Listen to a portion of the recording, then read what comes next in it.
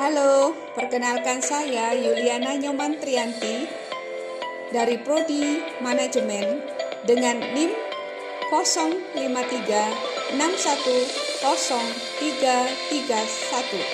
Saya dari UP PJJ Malang. Video ini saya buat untuk memenuhi tutorial tugas 1 Pancasila. Titik pembahasannya pada video berikut ini. Tema: Perkembangan Pancasila dalam konteks sejarah dari masa ke masa. Halo para pelajar dan pengajar.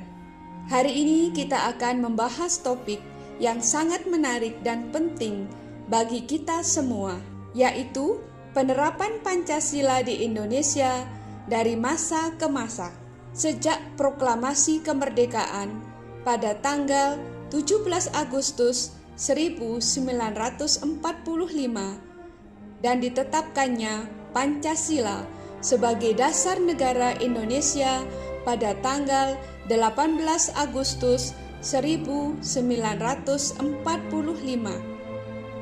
Penerapan nilai-nilai Pancasila telah mengalami banyak perubahan. Perubahan ini tidak terlepas dari perkembangan bangsa Indonesia dan dinamika dunia internasional. Nah, mari kita mulai perjalanan ini dengan melihat bagaimana Pancasila diterapkan di masa politisi. Masa awal kemerdekaan tahun 1945 sampai 1950. Pada fase awal kemerdekaan, Indonesia menghadapi tantangan besar dalam membangun negara baru.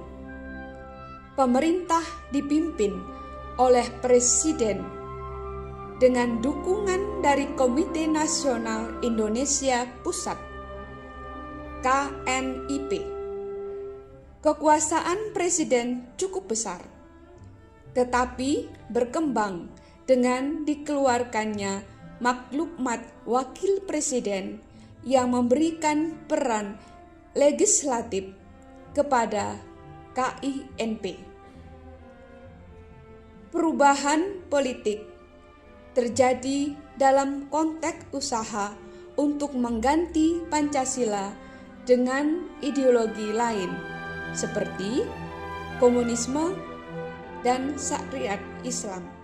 Masa demokrasi liberal tahun 1950 sampai 1959. Dalam masa ini terjadi perubahan dalam rumusan Pancasila yang tercermin dalam konstitusi.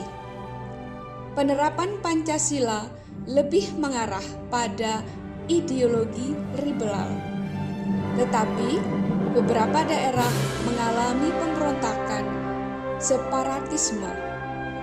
Demokrasi liberal memberikan kebebasan yang lebih besar, namun juga menghadapi tantangan dari berbagai kelompok yang mencoba memperjuangkan ideologi mereka masing-masing. Masa demokrasi terpimpin tahun 1959 sampai 1965. Dikenal sebagai Orde Lama. Masa ini ditandai dengan kembalinya rumusan Pancasila ke dalam konstitusi pada tahun 1959. Konsep demokrasi terpimpin yang mengakomodasi ideologi komunis diterapkan. Tetapi terjadi penyimpangan dalam pelaksanaannya. Kebijakan yang diambil oleh Presiden menjauhkan negara dari prinsip-prinsip Pancasila dan Undang-Undang Dasar tahun 1945 yang berujung pada gejolak politik dan pemberontakan PKI. Dinamika penerapan Pancasila dari masa ke masa. Mari kita lanjutkan perjalanan kita dengan melihat bagaimana penerapan Pancasila terus berkembang setelah masa politisi ini. Masa Orde Baru tahun 1966 sampai 1998. Pada masa Orde Baru, penerapan Pancasila diarahkan untuk menciptakan stabilitas politik dan pertumbuhan ekonomi. Pancasila dijadikan sebagai asas tunggal bagi seluruh organisasi sosial dan politik. Pemerintah berusaha keras menanamkan nilai-nilai Pancasila melalui program pendidikan moral Pancasila atau PMP di sekolah-sekolah. Namun, penerapan Pancasila pada masa ini seringkali dianggap represif dan digunakan untuk melegitimasi kekuasaan pemerintah. Masa reformasi tahun 1998 sampai sekarang. Setelah runtuhnya Orde Baru, Indonesia memasuki era reformasi yang ditandai dengan tuntutan akan demokrasi dan transparansi. Penerapan Pancasila mengalami reposisi dan aktualisasi sesuai dengan semangat zaman. Nilai-nilai Pancasila mulai diterapkan dengan pendekatan yang lebih demokratis dan menghargai hak asasi manusia. Pemerintah dan masyarakat bersama-sama berusaha mengembalikan Pancasila sebagai pandangan hidup bangsa yang dinamis dan relevan dengan kebutuhan zaman. Tantangan dan peluang penerapan Pancasila di era globalisasi. Di era globalisasi ini, penerapan Pancasila dihadapkan pada berbagai tantangan baru seperti pengaruh budaya asing. Masuknya budaya asing melalui media sosial dan teknologi informasi dapat mempengaruhi nilai-nilai Pancasila di kalangan generasi muda. Radikalisme dan terorisme. Ancaman dari kelompok-kelompok yang ingin mengganti ideologi Pancasila dengan ideologi ekstrim. Kesenjangan sosial dan ekonomi.